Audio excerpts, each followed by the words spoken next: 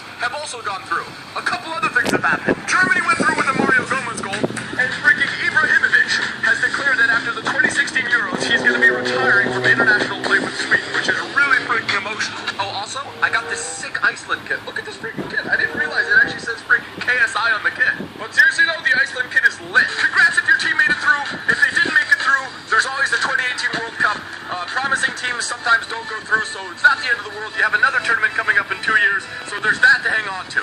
But today we're looking at man of the match Morata, and today it actually looked like he might have got himself another one. He scored the first goal for Spain. Croatia comes back, scores 2 goals, 2-1. So it doesn't look like Morata's going to get himself that. It's probably going to be Perisic because he did provide the assist on the first goal, and then I think he scored the second goal, if I'm not mistaken.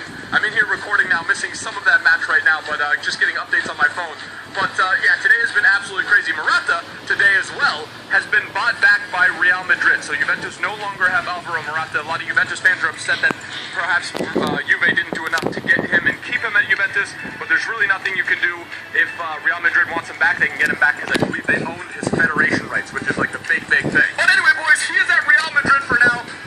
It's speculative that he might be sold off. It might be something where Real Madrid are just bringing him back so they can sell him on, given how well he's playing at the Euros, given for, you know, how he had a solid season at Juventus. I mean, mostly that's Dybala's club, that's Marquisio, that's freaking Pogba, but Morata has been really, really good, and I think maybe Real Madrid are doing this for a money move, selling him on to a British BPL side, but who knows? We'll see what's going to happen. We don't exactly know what's going to happen with Benzema, but if you're asking me, the common sense would be that Benzema comes back next season after everything settles down with this whole sex tape thing, which is freaking crazy, and he was in amazing form up until he stopped playing for Real Madrid. So chances are Morata, if he stays with Real Madrid, is not going to get a whole lot of playing time, but possibly see a little bit of playing time. But if Benzema's still there, I think Benzema starts. But anyway, boys, we've got Morata, has a pretty solid looking card. It's only an 83 overall striker card. He's got 89 finishing and 90 positioning, as well as 83 shot power and 81 long shots, which is pretty decent for a player of his caliber. He's 6'2", so he's high, has 4-star weak foot, doesn't have 4-star skill moves. Would be nice to see that.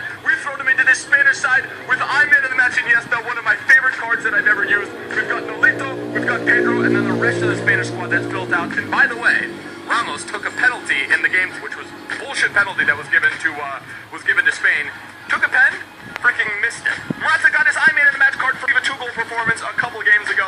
He's had this man of the match for a while, but yeah, just 22 years old, really promising talent, and yeah, it'll be interesting to see how he performs at Real Madrid if he gets a lot of playing time. But anyway, boys, if you guys do enjoy the episode, hit that like button. Let's try and blast 83 likes for man of the match Morata's card rating as well. If you guys want to interact with me on Instagram and Twitter, those links can be found in the description below.